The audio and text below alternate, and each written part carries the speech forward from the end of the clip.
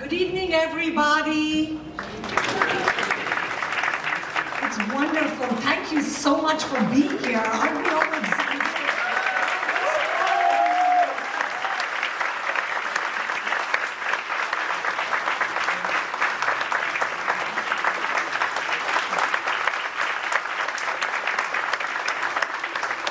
I was going to say, do I really need to introduce Dr. Shashi Tharoor? I mean, introduction. Formally, many of you probably already know this. He's a third-term member of parliament for Thiruvananthapuram, previously called Trivandrum, for those of us who date ourselves. He doesn't like to boast about this, but while doing some research, he has obviously his PhD from the Fletcher School of Law and Business. And he was at that time the youngest person to ever get a PhD at the age of 22 years, right?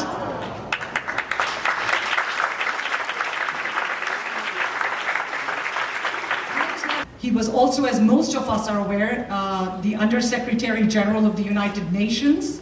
He was a former Minister of State for Human Resource Development and External Affairs in the Government of India. Needless to say, he's here in the Literary Festival, South Asian Literary Festival, because he's a prolific writer, a best-selling author of 24 books, as we just talked about. And believe it or not, he was just telling us in the green room a couple minutes ago that the first 4 out of his 5 books were nonfiction.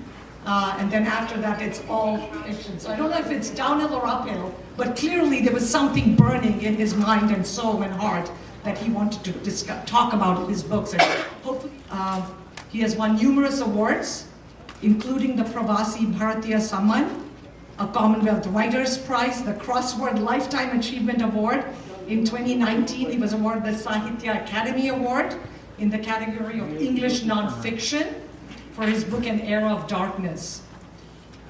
Currently, he chairs the Parliament Standing Committee on Chemicals and Fertilizers, previously chaired the Standing Committee on External Affairs and the Committee on Information Technology. He's traveled just a couple days ago, right from India, just to be here with all of us this evening. So let's give him another warm welcome.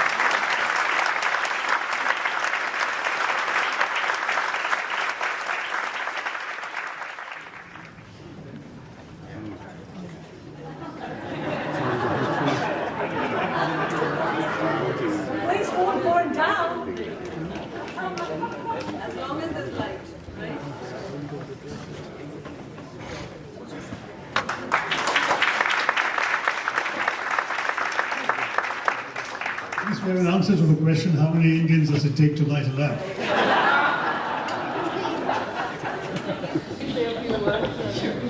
Good evening, everyone. It is such an honor to be here. My name is Aruna Miller, and I am so honored to serve you as the Lieutenant Governor of Maryland, along with Governor Westmore.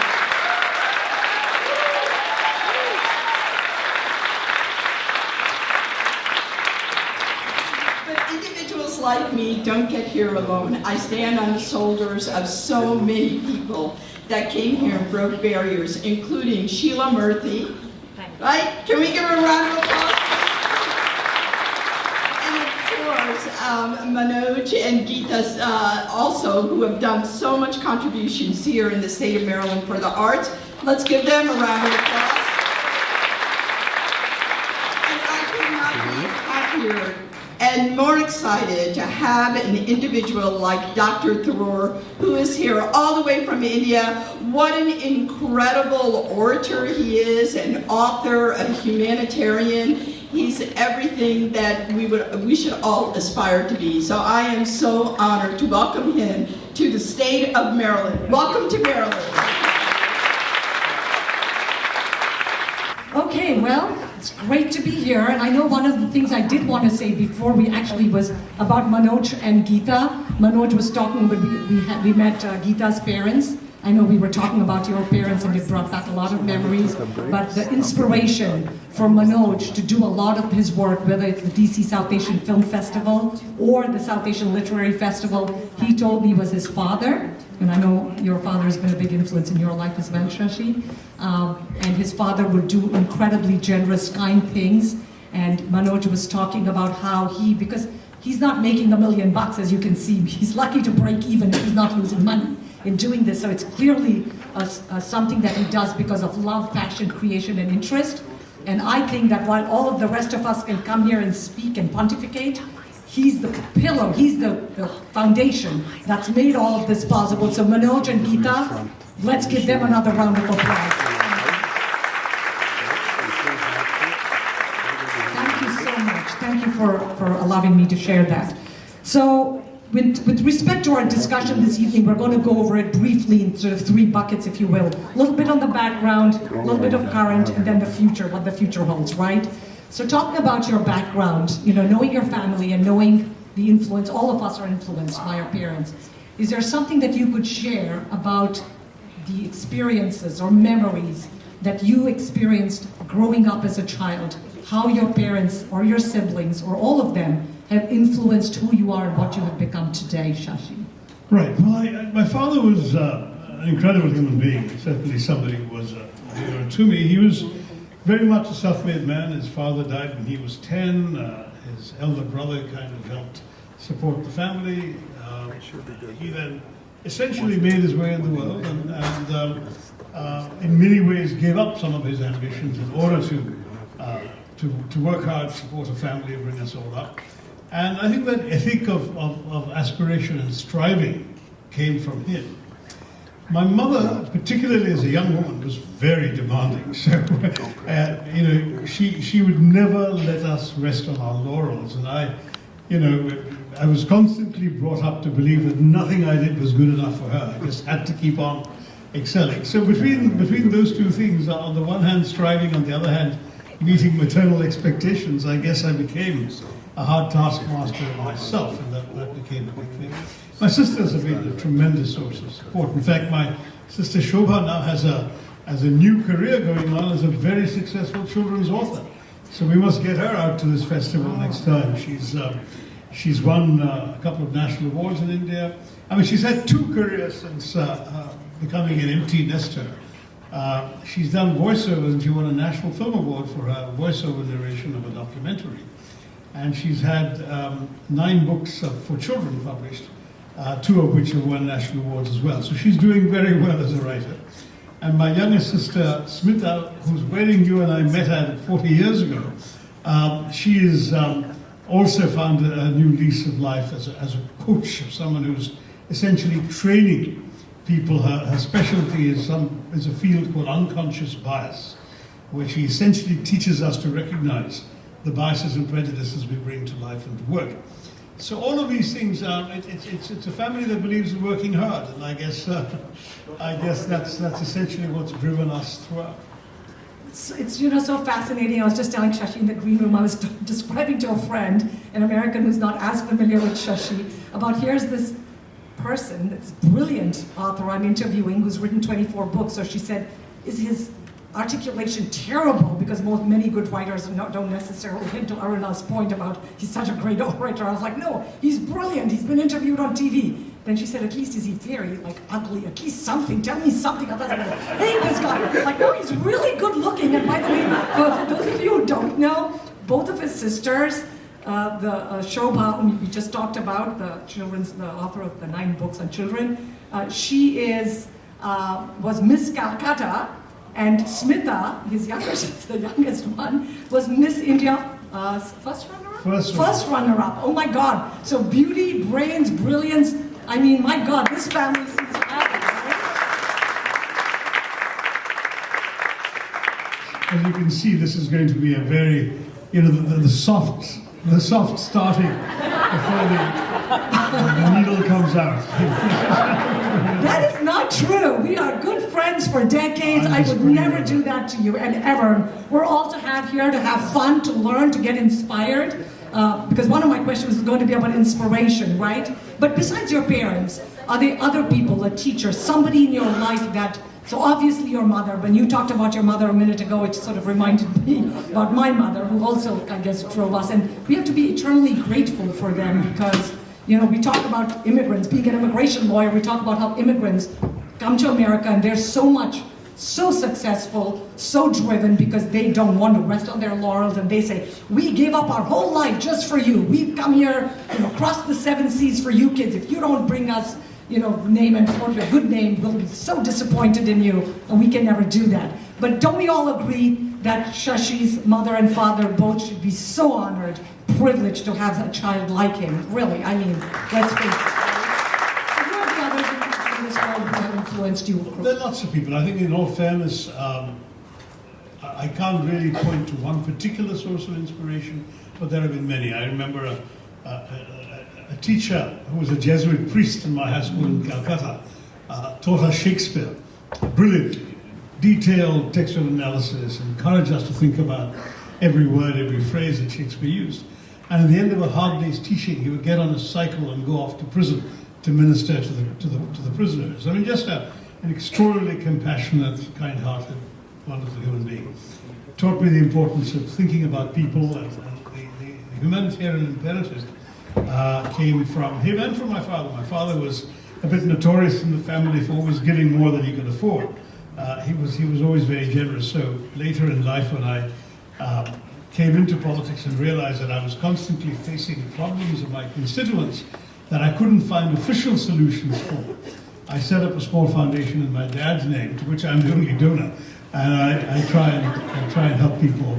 I try and help people. You know what? His blessings are continuing to shower you and your family with the kind of success and peace, because it's true. It's like all of the things that he sacrificed, and I did not know till this evening that his father died when he was 10, and he struggled and came up, and we can only imagine how that would be, even in this country and culture, but much more so, that many years ago in a country like India, which obviously was not, as rich or well-to-do. So it's really, I guess, that passes through you to doing what you're doing. I'd like to think so, yeah. So let's go a little bit to some of your books.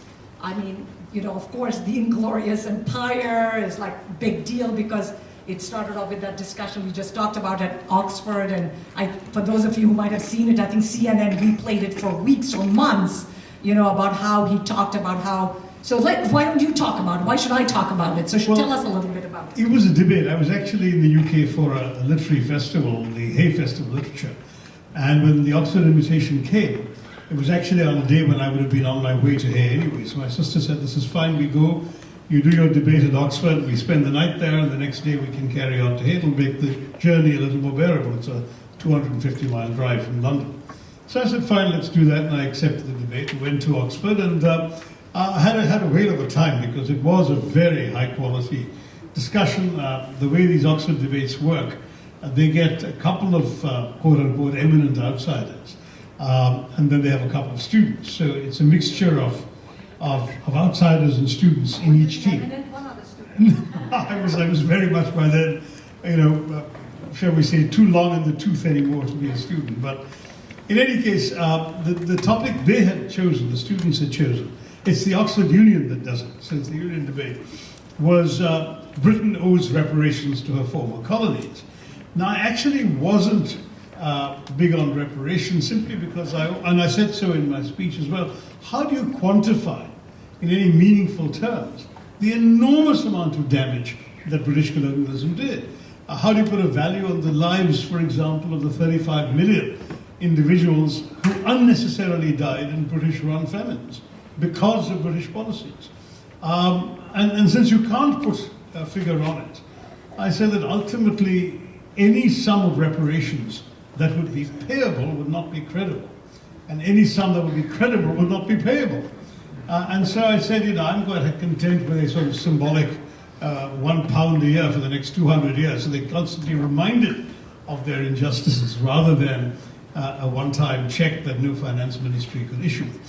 But the opportunity to actually lay a case against colonialism in Britain to a British audience was what I thought was worth doing, in particular because for the preceding 10 or 15 years, there had been a whole slew of books in Britain by writers and revisionist historians arguing that British colonialism was a good thing.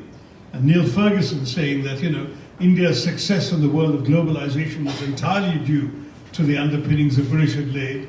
A chap called Lawrence James saying the British Empire was the greatest experiment in altruism in human history.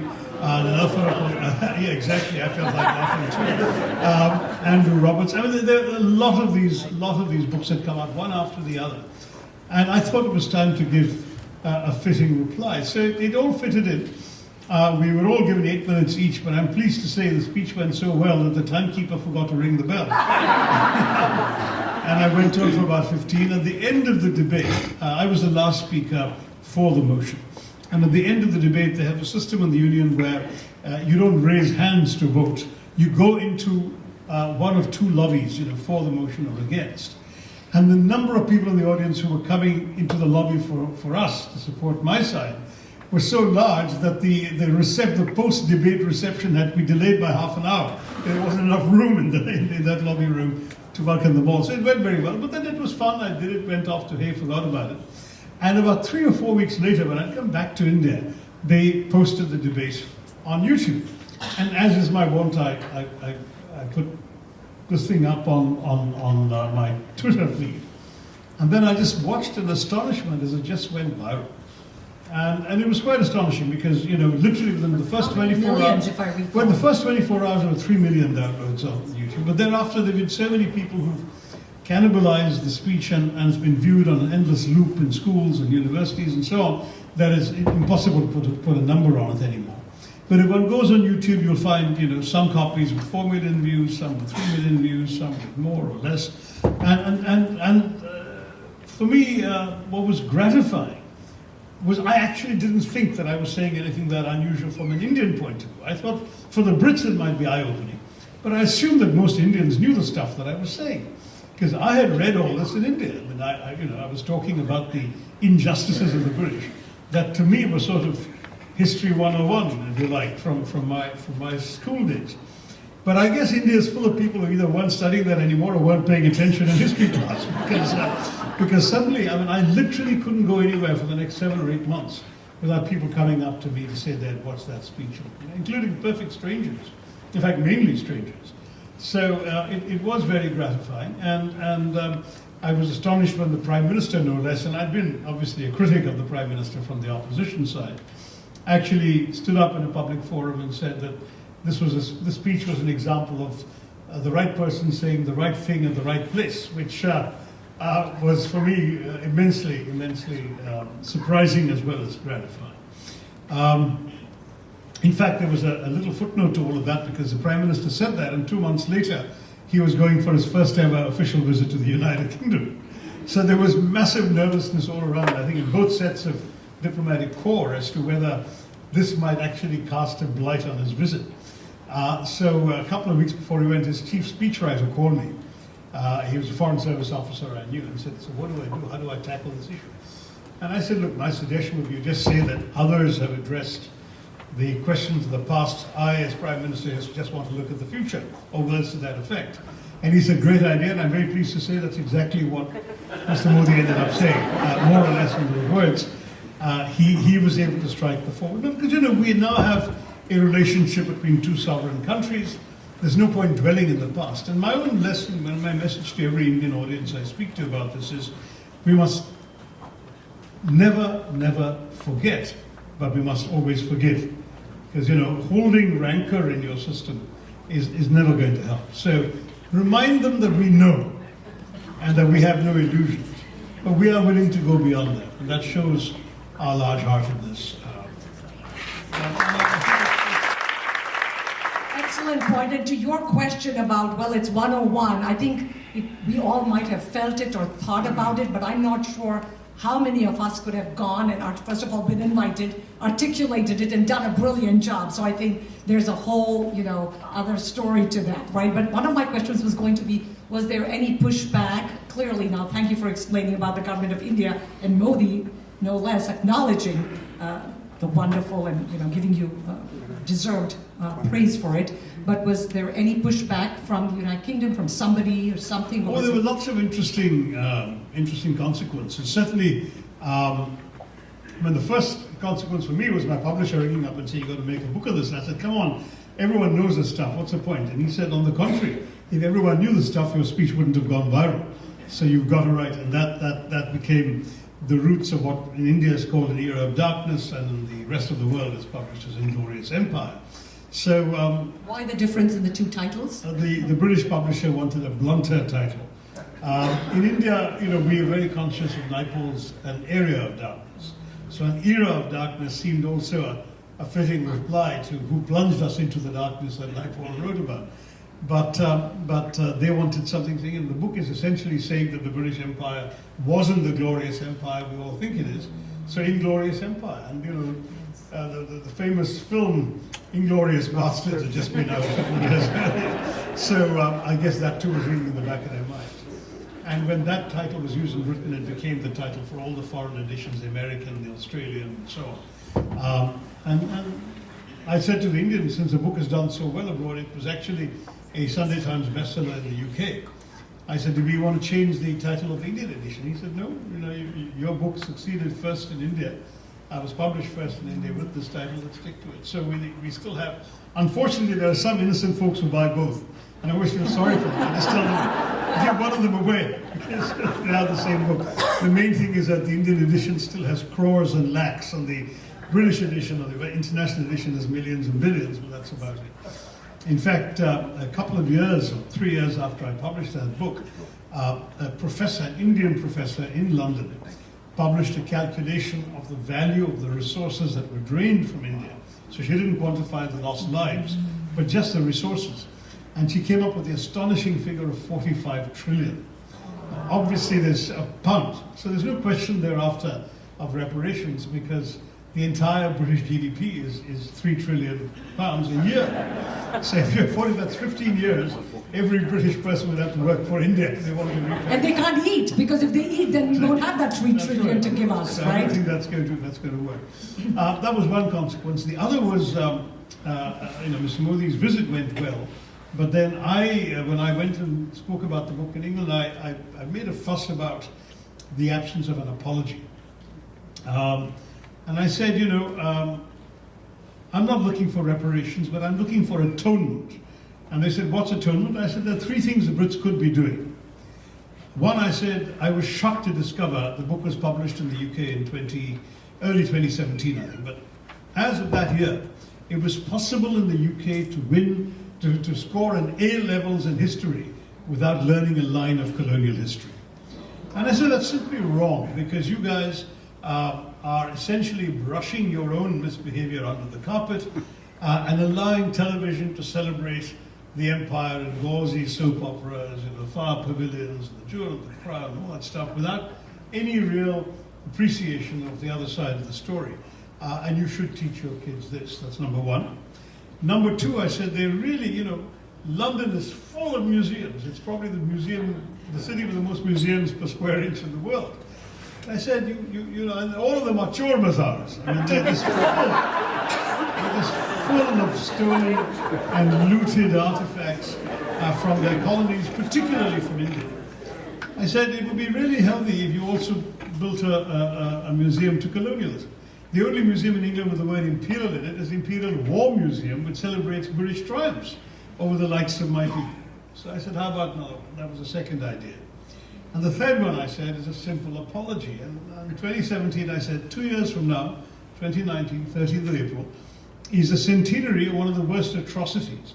Not the worst in terms of numbers, because I'm referring to Jallianwala Bagh, when the British massacred somewhere in the neighborhood of 1,600 odd unarmed protesters on the occasion of Baisakhi in a walled garden in Amritsar.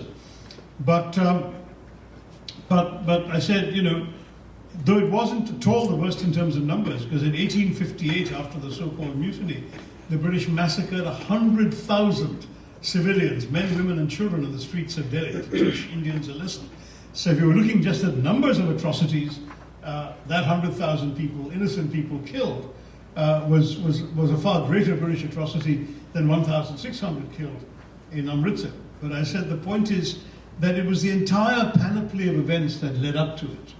It started off with protest meetings, non-violent protest meetings against the British Rowlatt Acts, which were really rigorous infringements on human freedoms at a time when Britain had promised that the reward for Indian support in the First World War would be what's called Dominion status, that is kind of self-governing under the British Empire.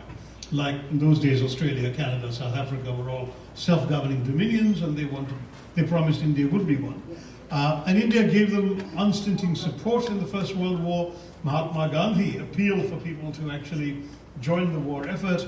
We provided in today's money, over $8 billion worth of human resources, foodstuffs, even rails from our railways were ripped out of the ground and sent off to help British troop movements in Mesopotamia.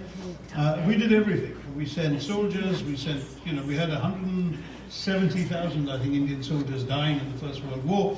In fact, the First World War was only possible for the Brits because at the beginning, when the Germans were marching into Belgium, and the Brits and their allies were completely caught unprepared, an Indian ship of soldiers going to Cairo in their tropical clothing for Egypt were diverted to Belgium and stopped the German offensive at Ypres and Neuve-Chapelle, the two first major battles of the First World War. And if it weren't for the Indian soldiers stopping the Germans, there wouldn't have been the possibility for the British to regroup, recruit their army, and come back and fight.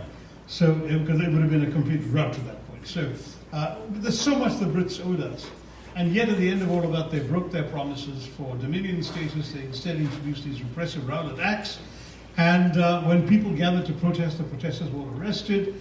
And here in Jallianwala Bagh, the numbers were large because it was Vaisakhi. That's why there were women and children there, colorfully dressed.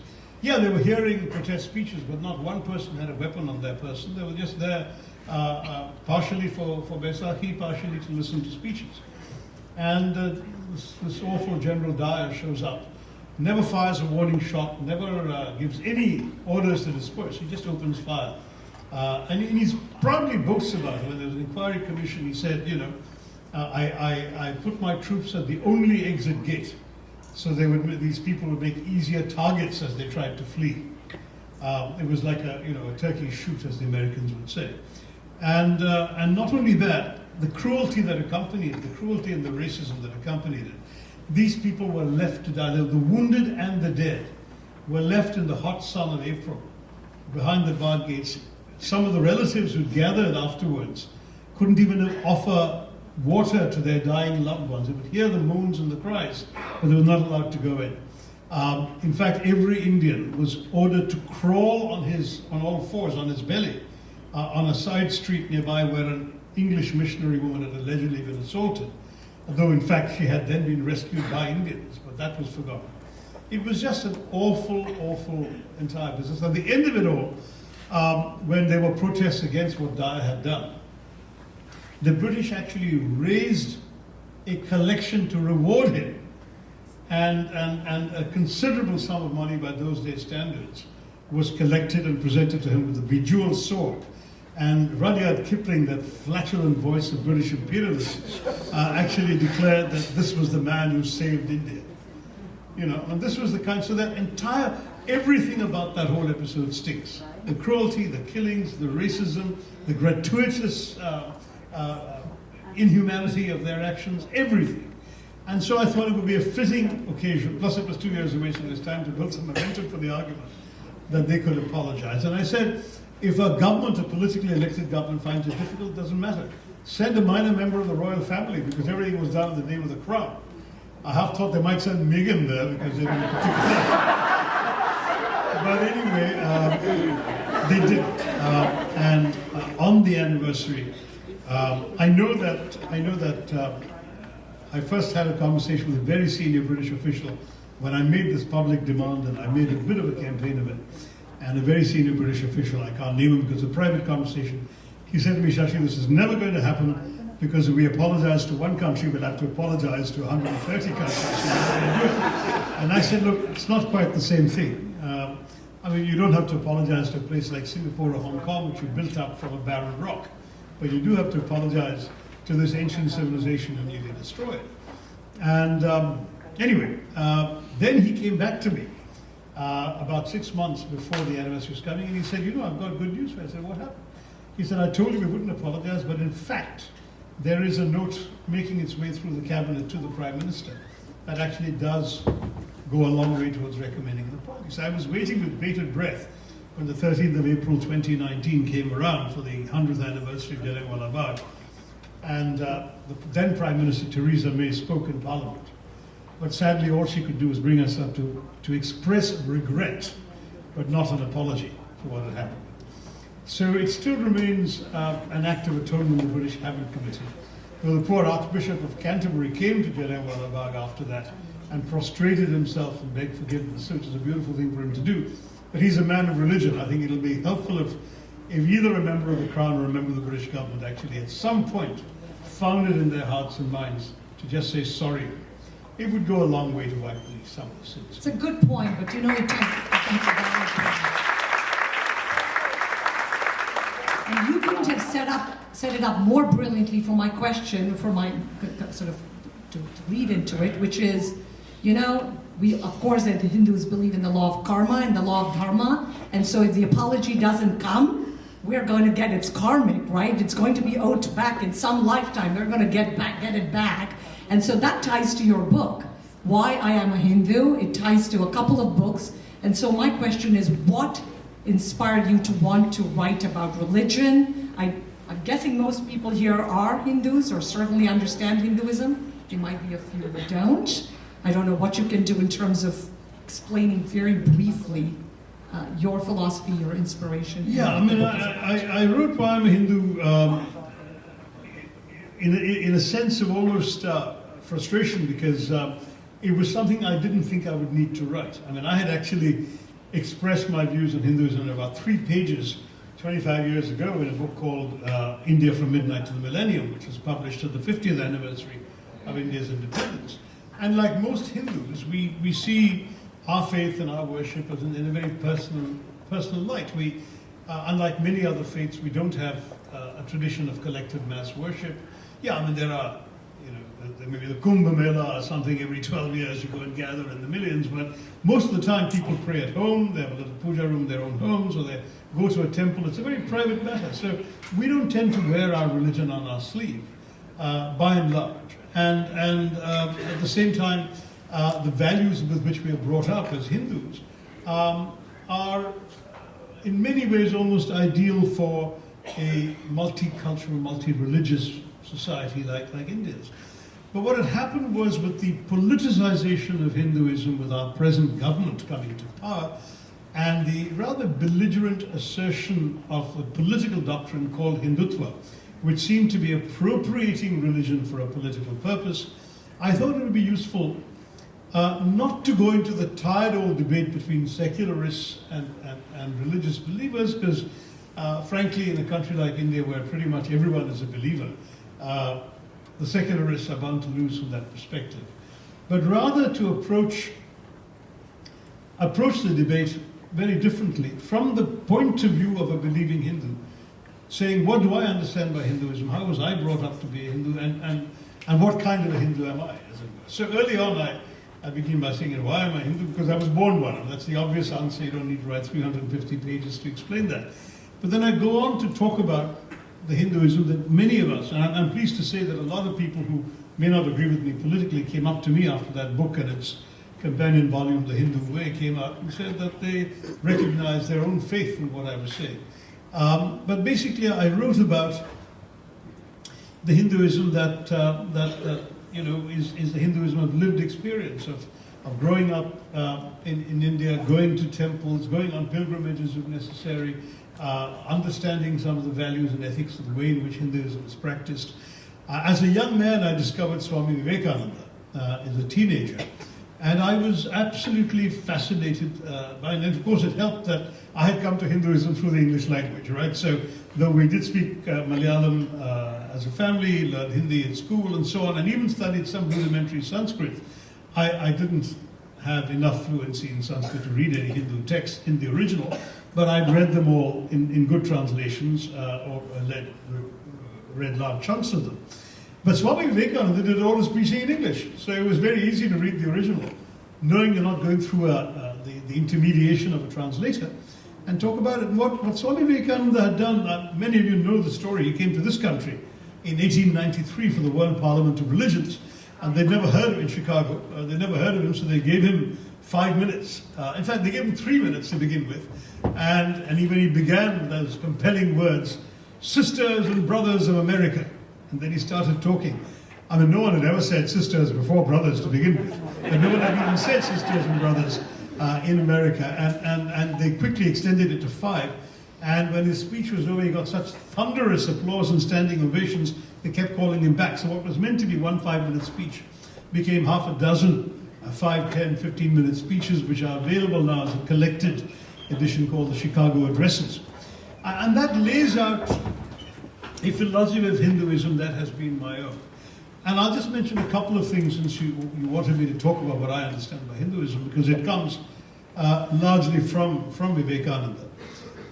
One particularly striking thing was the great importance that he gave to the notion of the acceptance of difference. He said, I'm proud to speak to you on behalf of a faith that's taught the world not just tolerance, but acceptance. And I read that as a teenager, and I kept thinking about it. What does he mean? Because I'd gone to school, and like many of us in history class in India, we learned that tolerance was a virtue. A tolerant king is a good guy because he tolerates people who believe things differently from him.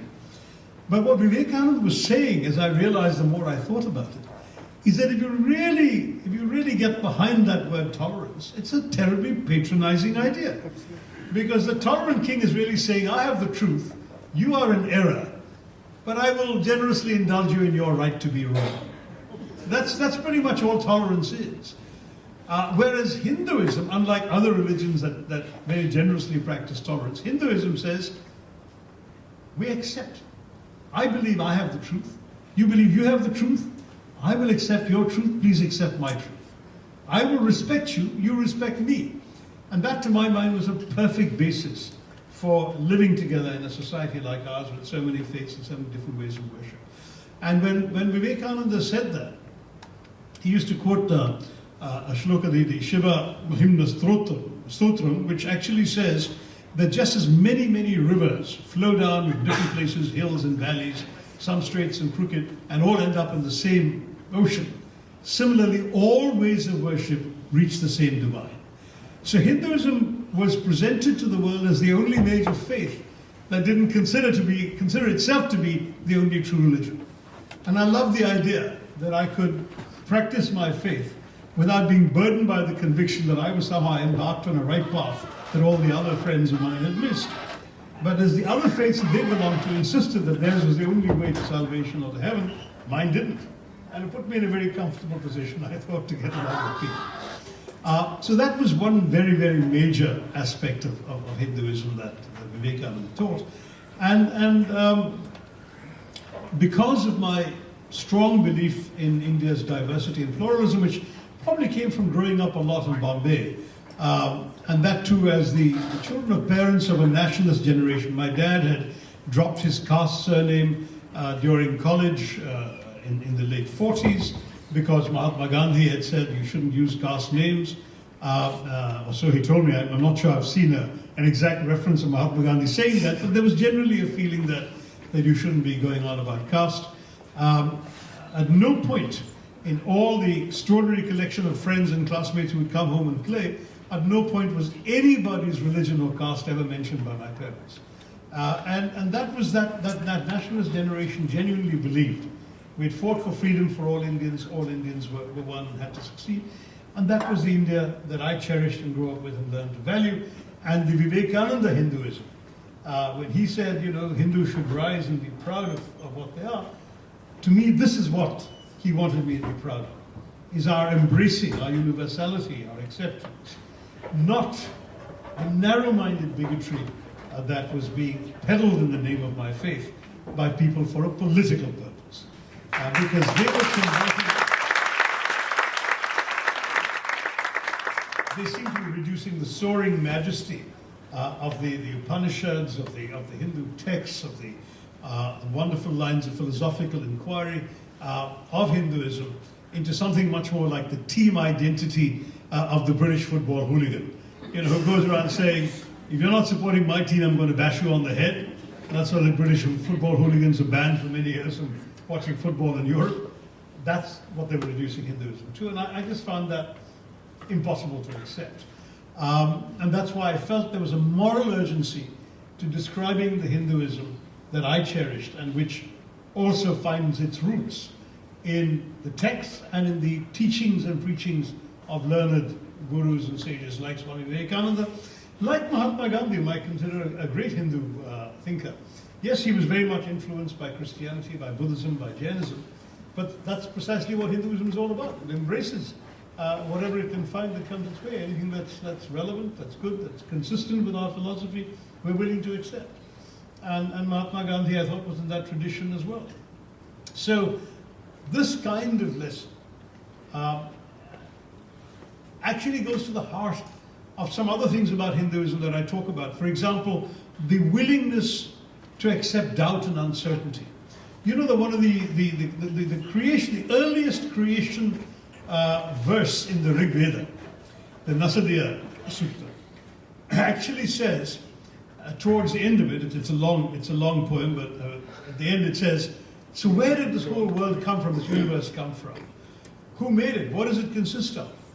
And asks a few questions like that, and it goes on to say, well, only he in the great heavens knows, or maybe even he does not know. Can you imagine a religious text saying maybe even he does not know? That's the level of doubt. So everything was free to be debated. In Hindu philosophy, there are 6 major schools of philosophy, one of which is agnostic, which actually says there is no proof that God exists. So let's live for the material realities. The whole Charvaka philosophy is about that. So Hinduism is tremendously eclectic. So much so, in fact, if you look at why we have so many names for the gods, right? I mean, it's a very simple idea. When Hinduism was first created, our notion of the divine, according to the ancient sages of those days, was very much like what 2,000 years later became the Islamic notion of God. It was what we call the Nirguna Brahman. That is, a God without quality, without shape, without smell, without taste, without appearance, a God without qualities. So that was the unknowable, unreachable divine, the Nirguna Brahman. But then the rishis began to realize that this wasn't something that ordinary people could appreciate. And so people were worshipping, in the Vedic years, mountains and trees and rivers and so on. And they said, that won't do. You know, we're not an animist religion. We've got to give them something better. So they said, well, let's allow them to imagine God the way they want to, so they can have some vision that they can fixate their worship on. But because obviously no one knew what God looked like or could look like, and you couldn't choose which gender God should be, or what appearance or anything else, you were free to imagine God as you wanted. And that's why we have 333 crore names of God and visions of God. If you want to imagine God as an 8-armed woman riding a tiger, that's fine, Durga. You want to imagine God as a pot-bellied man with an elephant head, that's fine, Ganesh. And by the same logic, by the way, if you want to imagine God as a bleeding man suffering on a cross, that's fine too. Hinduism is not objecting to any way you want as your medium towards imagining your focus of worship to get to the ultimate divine. Because every one of us has a portion of the Atman, the universal soul, but the ultimate desire of that soul is to merge into the cosmic consciousness, the Brahman. And so everyone is trying to get there. And we don't say to ourselves, only we can. We say to ourselves, they're all finding different paths, but they're going to end up in the same place. That's the beauty of Hinduism for me.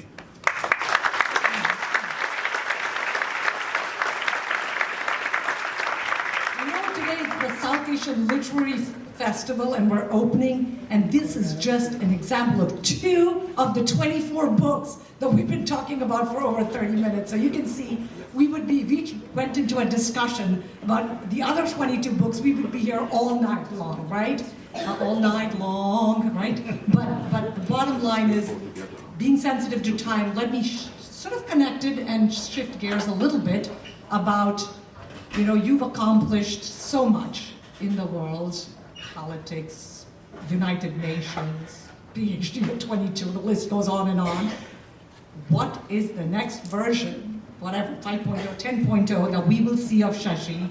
What's the legacy? What would you like to leave for the next, what would you want your children? You just described with such love and excitement your grandchildren, what do you hope your legacy to be? I don't know. I must admit that after 29 years in the UN, I never quite expected to have almost as long a career in a different field altogether. But I'm now clocking my 15th year in politics. I've already become the longest serving member of parliament for Thiruvananthapuram because the Kerala voters like to throw the rascals out each time. So nobody has ever served longer than, I think it was, we had one MP who'd also been elected 3 times, but one of his terms was just 2 years. So he'd served about 12 years and a bit. I've served 14 years and a half now. So do I contest again for one more term? I don't know. Have to break the record. I mean, come on, you're competitive. I've already broken the record. But he did it got the 3-term election. Okay, I know what you mean. But the truth is that we've gone through a fairly turbulent phase in our politics. I came back hoping to make a difference, and certainly hoping to make a difference through government.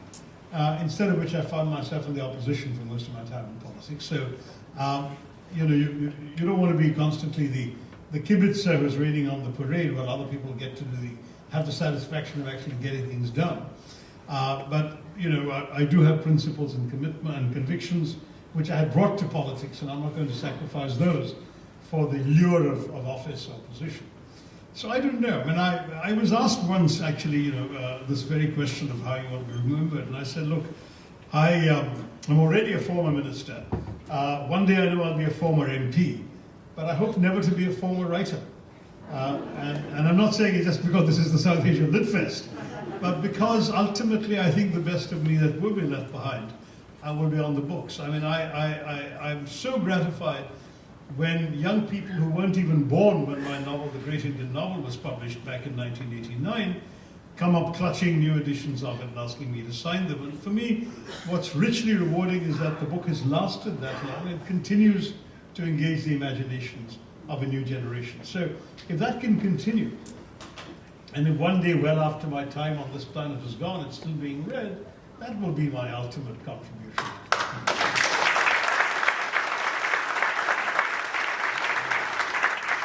My non-fiction, you mentioned earlier about how four of my first 5 books were fiction, which was always a passion of mine. I wrote short stories in my student days, some of which were collected in a book called The $5 Smile.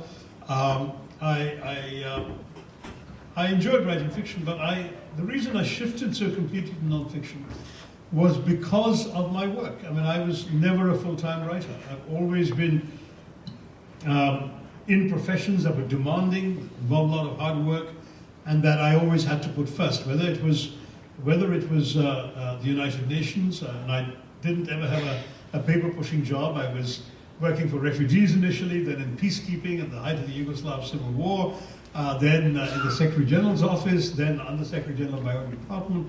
So there was never really a light job. It was always a long, demanding job that would creep into my evenings and weekends as well.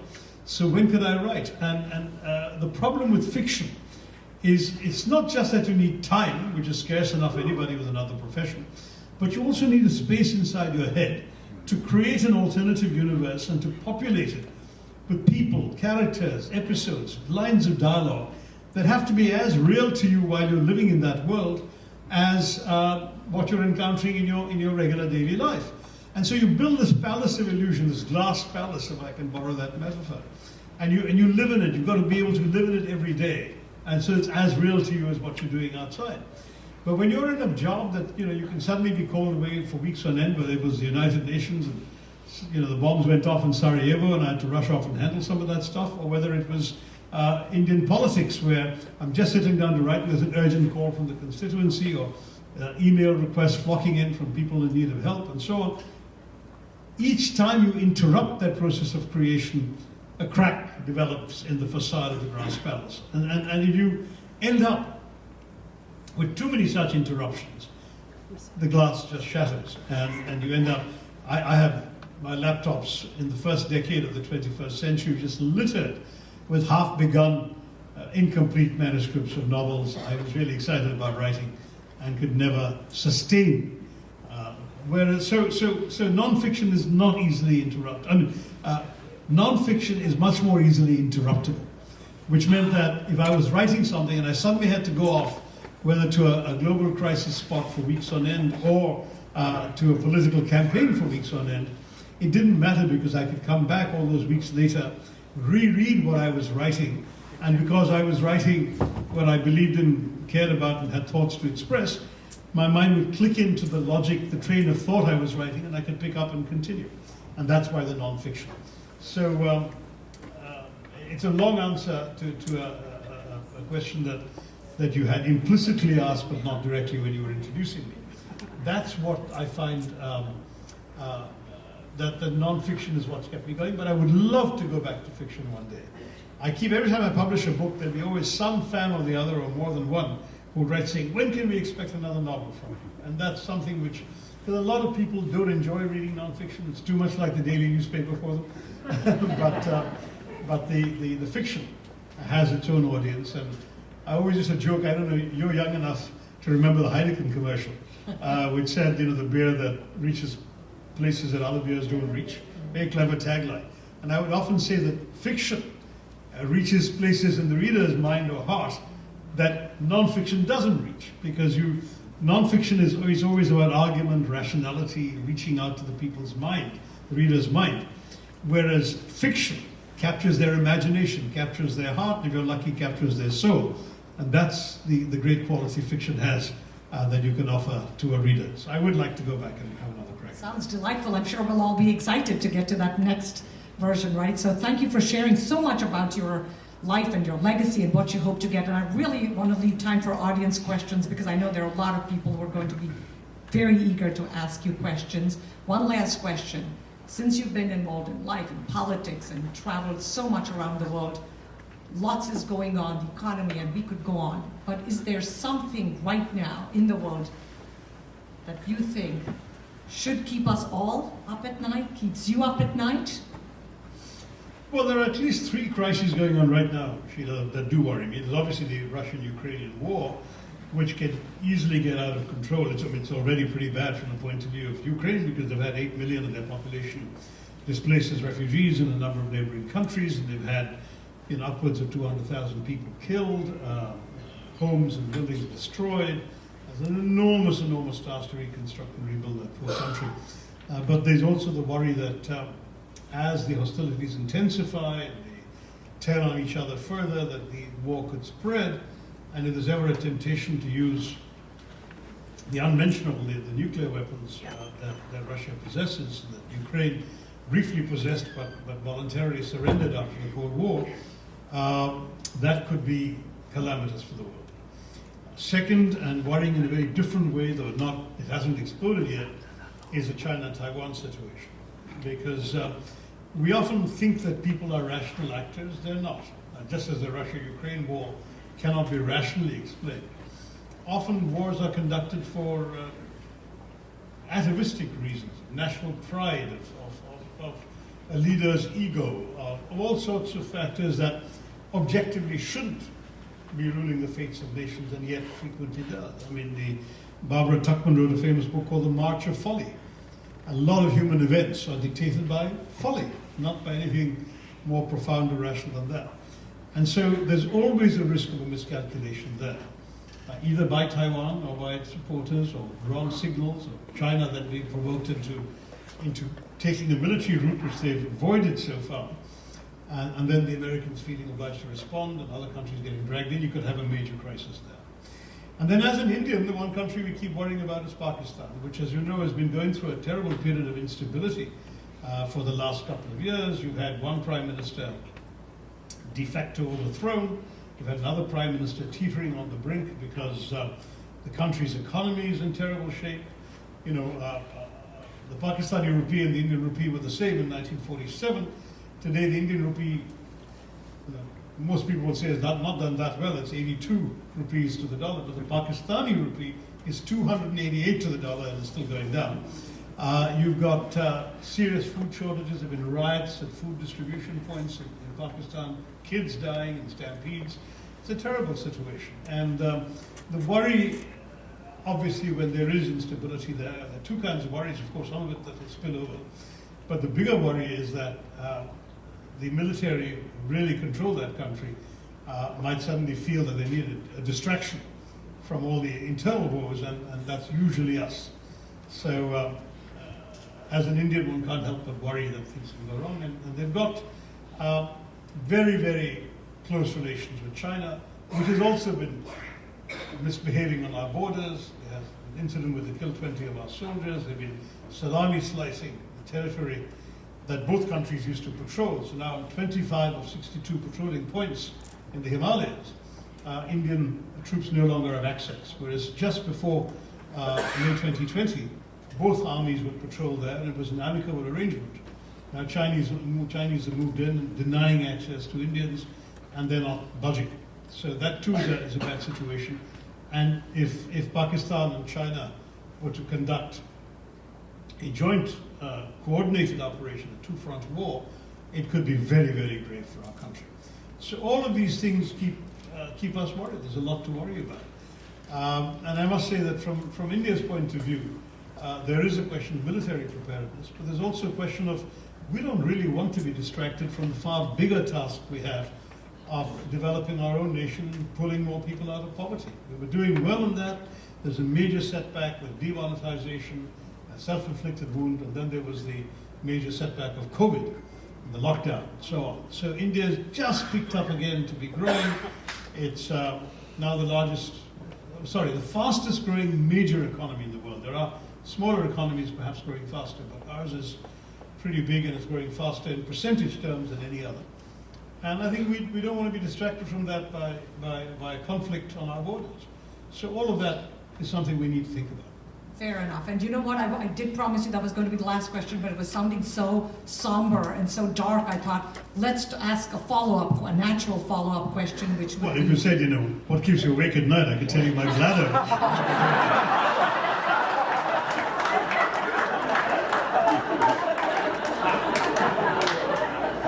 Middle-aged prostate issues. Every man here giving nods of recognition. I can see the fields of laughter here, the fields of laughter. So what gives you hope and excitement for the future of our country and the world? And by the way, I'm sure there are people, because the South Asian Film Festival, there's hopefully a lot of people from Pakistan, Afghanistan, Bangladesh, Sri Lanka, and all other parts besides India. So we welcome everybody. And of course, we're talking, in a big picture from Shashi's point of view. But let's hear about some of the things that you're excited and hopeful about in our world.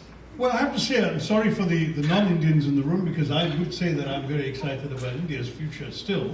There are challenges, not least some of the dysfunctionalities of our domestic politics, but I would say that the potential is just enormous, and it's not just because of the GDP growth, it's because of the extraordinary trends we're seeing in the tech front, with the so-called India stack, the Indian tech stack, which having been a minister in the information technology for India, you would know a lot more. Well, I mean, you've got the bank accounts direct transfer. There's a thing called the UPI, Universal Payments Interface, which is actually far simpler and more user-friendly than the services that the Americans have developed, like the SWIFT. You want to send money abroad, you've got to go through a SWIFT transaction. This is SWIFTer. You can do it from your phone, and you can do it in one click of a button. UPI, now 11 countries have already adopted that Indian technology, 18 have expressed interest. There's tremendous hope there. You've got the mobile revolution. India now has more citizens and certainly more mobile phones sold than any other country in the world, including China, which is again something that's quite revolutionary. And what's more is that a very large percentage of those phones are smartphones or smart enough to enable access to the internet. So I remember when I returned to India from the UN, my first election was 2009, the statistic at that point was only 15% of Indians had access to the internet. That counted all the people who had to go to internet cafes and log in and pay per the hour to be able to check their emails and so on. And now you've got a situation where literally something like 850 million Indians are sitting around with access to the internet. It's just an extraordinary transformation. You've got, at the same time, some worries. I mean, there's no question that unemployment is a huge worry.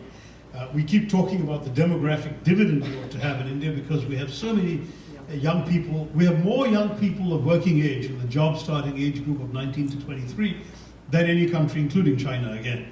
The Chinese are beginning to age. Japan and Europe have already aged. Even youthful, immigrant-fueled America now has a median age of 40. India's is 29.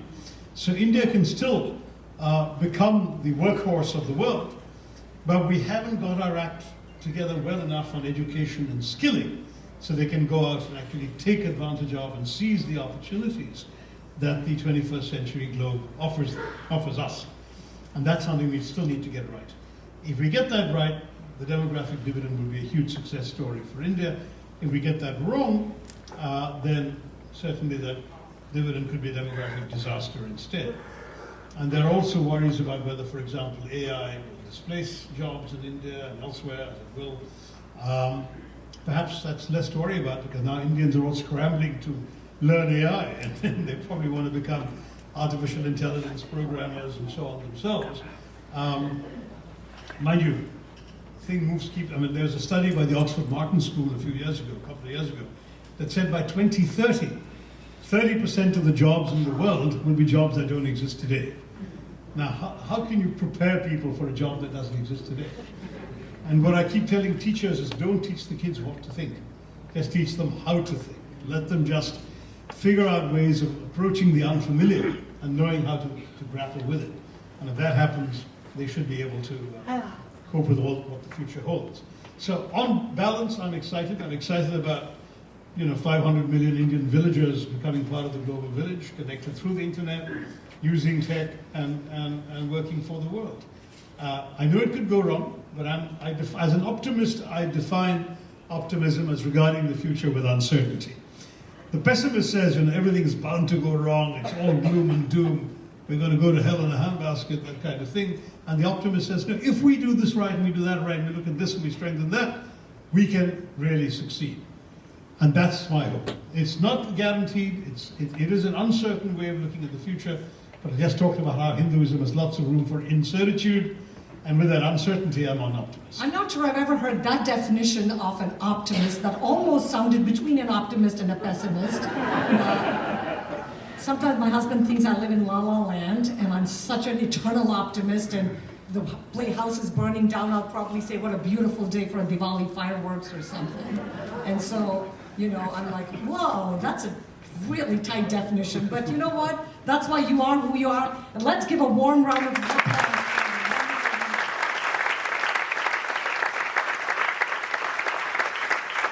My name is Sushil Ratan, and I am a physician, gastroenterologist, and I delve in theatre also in this area. I do a lot of plays.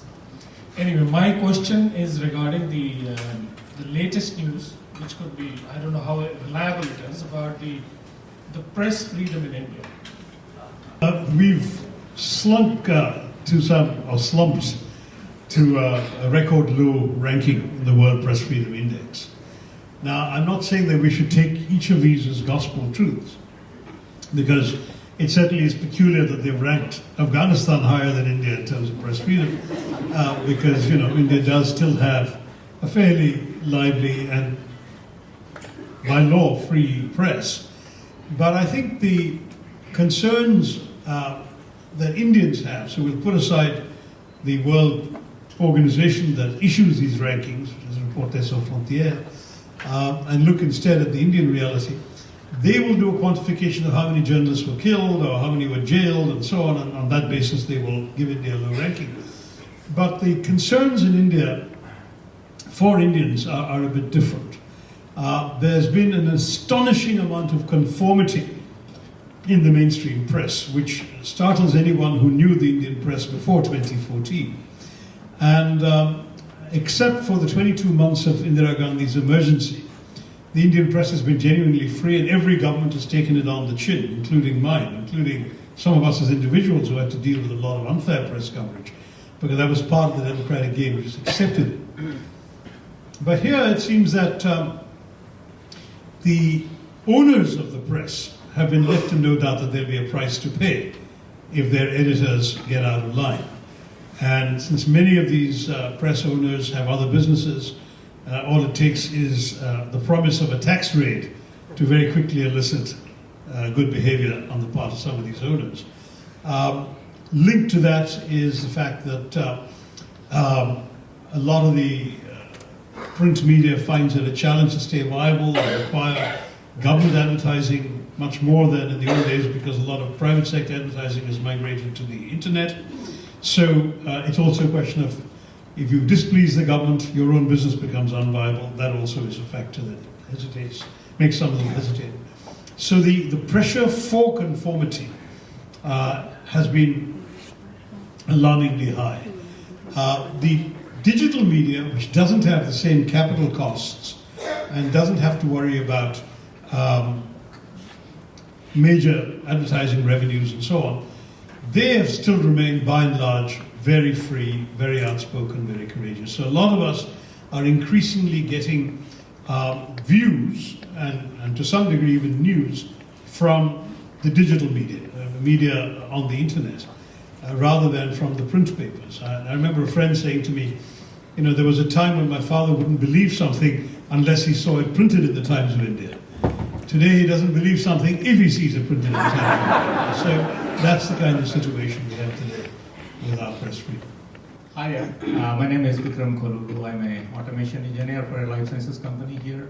First of all, it's a pleasure to be in your presence. Thank you. I just wanted to pitch a idea for your next fictional story. If the protagonist, Shashi Tharoor, were to be the Prime Minister of India,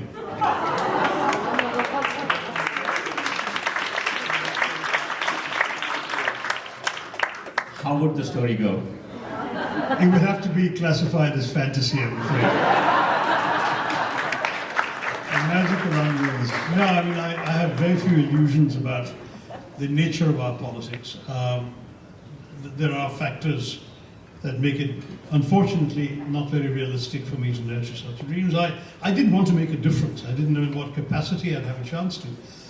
And given the fact that ours is a parliamentary system, and we'll never have an Obama kind of figure emerging, and just through sheer force of personality and oratory and so on, sweeping aside the entrenched establishment, winning a primary, then winning a Senate seat in his first term as a senator, winning the presidential nomination of his country and becoming president, because that is not possible. If I were to start my own party even, I would have to have enough candidates to win a parliamentary majority before I could aspire to be prime minister. It's not that I can, as an individual, go and say to the nation, look, I'm offering you what I can offer. So in our system, you need well-entrenched political institutions, and at the moment, the BJP is in an extremely strong position. And for someone like me with the convictions I have, even if there are things that I like about what the BJP is doing, there are things I simply can't abide, bigotry being one of them, and the constant sort of dog whistling about minorities, and their condoning of even attacks and violence on Muslims and Christians has been most unfortunate, and is simply, to my mind, anti-Hindu. It's just not what the Hinduism that I cherish is all about, and I can't accept this kind of behavior in the name of Hinduism, which has injected a sort of toxin of hatred into our national discourse. While we wait for taking another question, when Niharika in the green room kept talking, by the way, thank you for that wonderful introduction, Niharika. She kept saying, there will be an uncle that will raise their hand and they will keep asking questions and talking about stuff. I actually have a little surprise with a real, like an uncle, that's someone that Shashi and I both used to call uncle, but call as colleagues. That's here, that's driven all the way and come from, not so far, Baltimore. KB and Devika Nair. Wonderful. And KB, if you want to do you want to come up? Do you want to say hello? Do you want to say anything? So when hello. was saying, there will be an uncle, I was like, should I tell him? KB said, please do not. Apparently, KB Nair and Chandran Tharoor, which is Shashi's father, were colleagues for many, many years in the Statesman in Delhi. They were very good friends, and Shashi grew up calling him an uncle, I think, and auntie, and now, of course, I have to admit, I've stopped saying uncle, but I regard him very, very much as an elder brother. He was a good deal younger than my dad. He was one of Dad's protégés. Yeah. Baby uncle for us. Yes. Ladies and gentlemen. Yeah, it's on. Yeah. First and foremost, I'm most honored to be in this position here between two illuminaries here. I have nothing to... The only reason why I'm up here is because I've known these two the longest than anybody in this audience. It goes back a long way. But Shashi did speak very lovingly about his father, under whom I was very, very fortunate to serve for several years when I was with the Statesman. And I did want to surprise him with something, a little connection to his father today.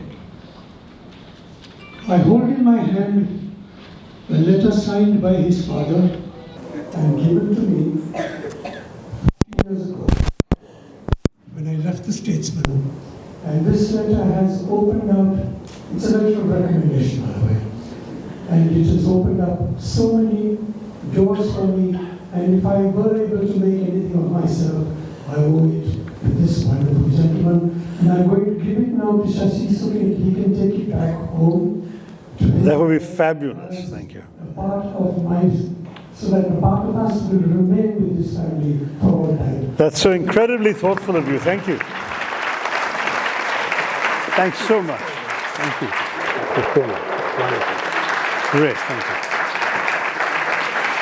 And this is the original. That's very important to tell you what I think of Shashi. I think I'd like you to know what he thinks about me. I'm quoting from a message he sent to my daughter 20 years ago, and it was on my 60th birthday. And he must have forgotten what he's written, but I thought I'd just read out a couple of lines from him. He says, 60 at last. It's hard to believe. You've looked for so long like a man who has drunk at the fountain of perpetual youth that it's hard to accept that finally the time has come for a refill. I just want to tell you that you can expect another letter from Tharoor asking for your next installment of this because a refill is due in just a few months from now. And while just to tell you how kind he's been to my family, I'd like to he came down when I was with the Statesman in Madras. He used to come down, and on one of the occasions he says here, I remember visiting you there and meeting the delightful bride you had recently acquired, Dave, that's her name, who has always been so youthful and so beautiful that I have never managed to call her Chechi. Chechi means elder sister. So that's the kind of affection that we have felt, and it's been a wonderful. Thank you so much.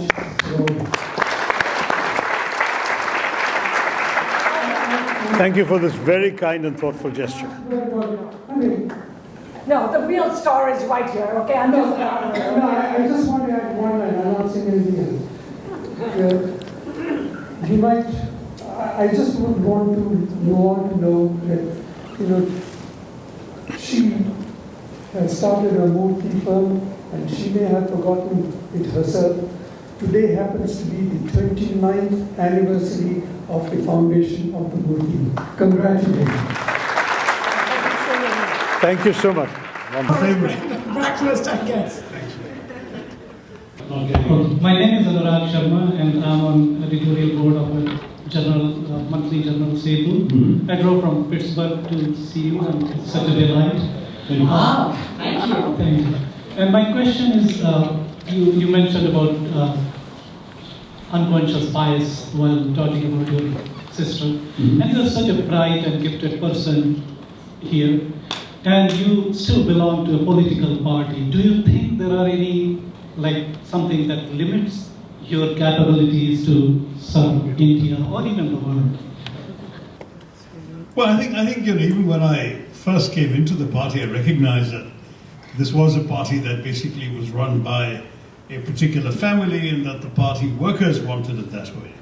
And that ultimately there would be a glass ceiling for anybody not from the family when it comes to exercising real power. But I thought, that's simply the way things are in India, and most parties seem to have this kind of same culture, what is derided as dynasty, but then even within the parties that at the top don't have dynasty, like the BJP and the Commies, there still are family fiefdoms, there are MPs whose fathers and grandfathers were MPs, and so on in each of these parties. It's simply there's something about Indian culture that seems to encourage the passing down of professions through the gene pool. After all, in many ways, that's how the caste system began.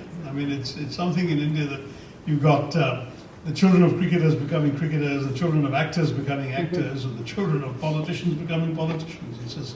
It's there. I'm proud to say my kids have absolutely nothing to do with politics, and they're both living in this country and they're both journalists, so there you are.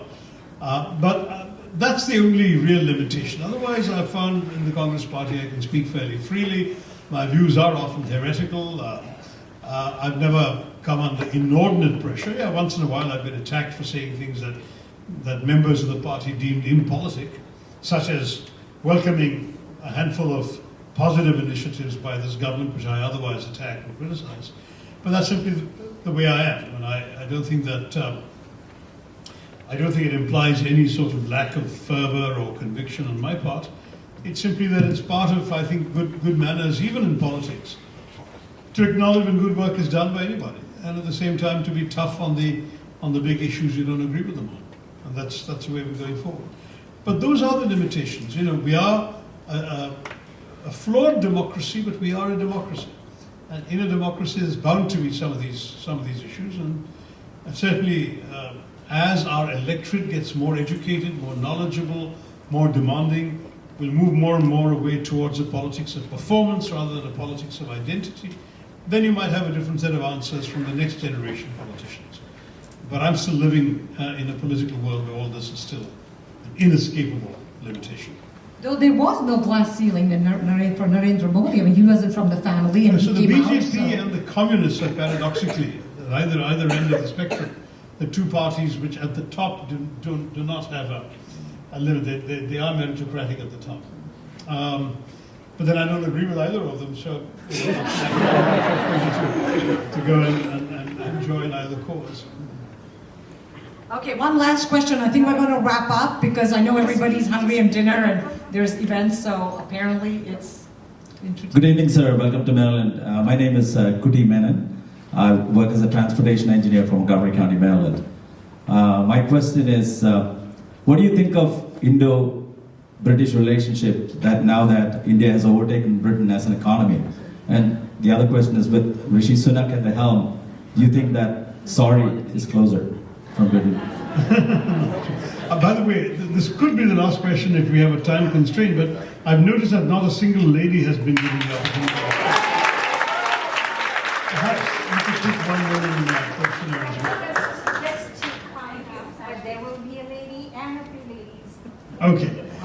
Now, on your question, I think, to be honest, Britain has moved on in ways that's impressive. I think that they are, in many ways, post-racial. I'm not saying that everybody in Britain has suddenly, stopped being racist. There are racists there. There will always be.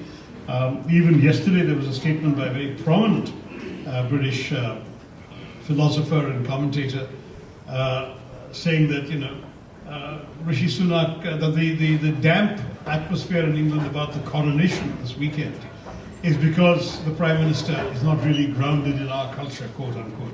So you've got people like that, and there always will be. But at the very fact that a brown person could, on the basis of sheer merit, be made Prime Minister is a tremendously good sign for Britain, and one which very few countries, if you remember, even in India, the extraordinary backlash when briefly it looked as if Sonia Gandhi would become Prime Minister.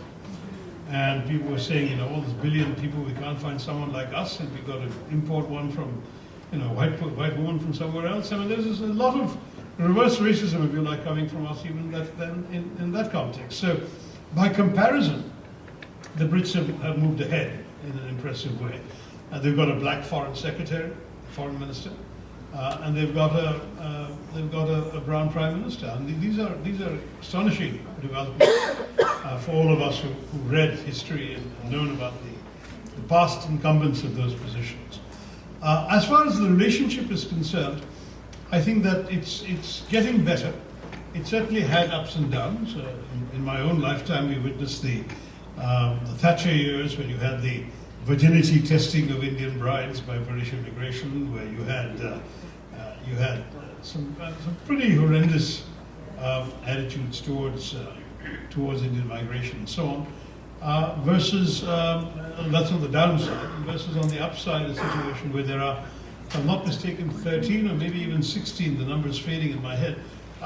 South Asian members of Parliament. And they've been ministers of South Asian heritage in pretty much every cabinet, the last 3 or 4 cabinets. So you're looking at a country which I think has learned to respect India. In fact, even King Charles announced a couple of days ago, one of the first countries he wants to visit after his coronation is India. India looms large in their consciousness. Somebody said to me, do you think he'll apologize? And I said, I don't think he will, but who knows? I mean, he's somebody who thinks enough outside the box to be able to surprise us. But there is definitely a greater openness to India. If the trade component can be sorted out, there's been a somewhat stymied negotiation on trade relations, where India has been a bit resistant to some of the concessions that Britain is insisting on for their goods, because we don't have that many goods to offer the Brits. What we can offer the Brits is people. So we want concessions on work permits for Indian citizens and so on, longer duration rights for students to stay, that kind of thing. And they want to sell us more Scotch whiskey and Jaguar cars. Some middle ground has to be found, but the talks are still going on. I think once the trade part gets fixed, there could be a really positive glow in that relationship. Planning to go to India next week. For the first time, I'm really apprehensive. And this young girl tells me, be careful what you even say on your phone. Your phone is being tapped. And we plan to go to Kashmir after many, many years, so I just wanted to get a sense, the truth from you. Thank you, Mr. Kumarji. I mean, I would say that I don't think the average tourist needs to worry about their phone being tapped. But it's true that politicians, journalists, and others would probably expect that some of that is happening. I mean, I still think that, there's so much, such a large, vast country that's going on being said that I don't think they'll have enough people in government with the time on their hands to listen to every intercepted conversation. So I wouldn't worry too much about that. But the fact is that it's not yet a country where people are living in fear of the state or that there's worry that something you say will be held against you and so on and so forth. But it is true that the government is much more intrusive in people's private lives than governments have been in the past, again with the dishonorable exception of the emergency period. And therefore, there is a certain degree of, most of us who grew up in India, as you've also done, will remember the complete sense of freedom we had to say and do pretty much anything, which is also, a legacy of that heady moment of freedom onwards. So people, when the freedom fighters generation was still in charge of the country, they had challenged authority and won India freedom, and so there was a greater tolerance for others challenging authority. In terms of conversation, speeches, the latitude available to all of us in daily lives and so on.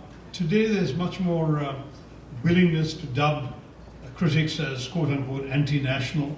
The people who are in power seem to conflate the person of the Prime Minister with his entire party, and his entire party with the entire government, and the entire government with the entire nation. So if you criticize any one of them along the chain, you're anti-national, which is simply not healthy. It's actually against one of the fundamental tenets of democracy, which is accepting that in a democracy people will have different views on how to get ahead, but everybody is still committed to a better India. That's what we would like to believe. But I think now our politics is much more polarized, and I gather so is American politics, so you know what I'm talking about. There is a lesser willingness to accept the bona fides of the other side. So in India, there's a level of vituperation and disdain for the Prime Minister and what he represents on the part of the others. And on his side, a fundamental mistrust and lack of respect for the opposition. And both of that mean that it's very difficult to find reasonable meeting ground to take the country forward jointly. That, I would say, is probably the biggest frustration. When you go there, you'll see it in the media and in the newspapers and the speeches made, especially at a time like this. We have a major state assembly election in Karnataka, so the more extreme language being used on both sides is going on right now. Once the election's over, there might be a reasonable lull for a few months before the next round of elections will start in November. You know, in India, every 6 months there's elections somewhere. And that, again, has perhaps poisoned the atmosphere a bit. You know, I'm so hopeful. Honestly, having read a lot of your writings and musings, I would worry sometimes, you know, when you would criticize so openly. And I know you said politicians and journalists are, you know, subject to the ire and the wrath of the government. But you're here, and I would often joke about how when I first came from India, I would look at the late night comedians crack jokes about, you know, the spelling of W, not being able to spell certain words. And I would say, wow, they're still alive the next day, not found in some dark alley. And while it sounds really scary and somber, I think it's still a testament to the fact that our constitution in India enshrines freedom of press, and that you have been, as an author and as a writer, been, I guess, allowed to shine and speak. Because I don't know if it wasn't for your name and reputation and being, and by the way, when somebody was talking about the next version, and I think you said Prime Minister, the fantasy, the gentleman who asked about fantasy, I was actually thinking, you know, you were this close to becoming Secretary General of the United Nations, lost by 1 vote. Two, actually. Two, okay, two. I mean, oh my God, 2 votes. Only one of them mattered, that was the US.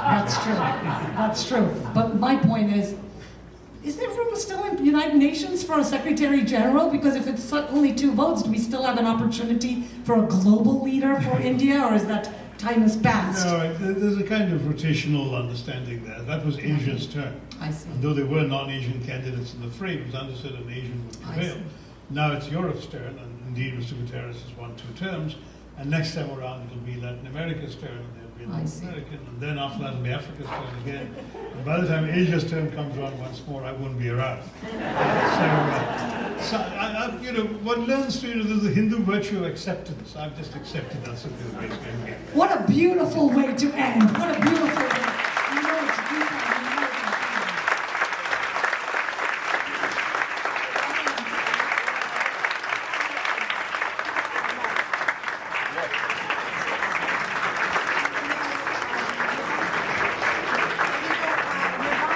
I think this could have gone on all night. We could have gone all night. We need a sequel, definitely, and we need more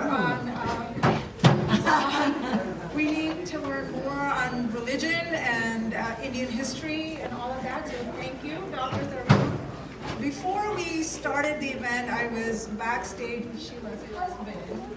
And Vasant and I told me about us as Indian Americans or South Asian Americans being here, and with our bodies here in America, our souls in India or back home, and our minds somewhere in between. But I feel that my Indianness is just restored right now. So thank you for that. And on behalf of the DC South Asian Arts Council, thank you very much. Thank you to the JCC for hosting us, for all these arrangements. And I know Manoj and Geeta are waiting patiently. I know you're all waiting patiently, but I have to really take 30 seconds to thank these 2 people. Yes, let's give a round of applause.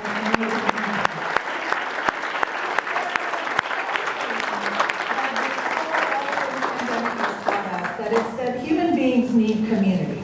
And thanks to the leadership of Geeta and Manoj Singh, we have that community here. The DC South Asian Arts Council provides that community, and you're all here to support it, and we thank you. So thank you, everyone. Please join me once again. A big applause for you. very generous and a good supportion. That's a beautiful applause. Thank you. And now, before we close, Dr. Tharoor, you have another surprise, because the surprises keep coming. Oh, that's right. We have Mr. Elisha Kolivarti, who has a special award for Dr. Tharoor. Wonderful to see you. One minute, just one. Thank you. I'm not going to ask a question, you know. So I have a surprise. So I'm a president and CEO of US-India SME Council. Has been approved as an official certifying organization for the President Joseph Biden Lifetime Achievement Award. So on behalf of the President Joseph Biden, I am proud, honored to present to you, Dr. Tharoor, with the President's Lifetime Achievement Award in recognition of your outstanding service to incredible India.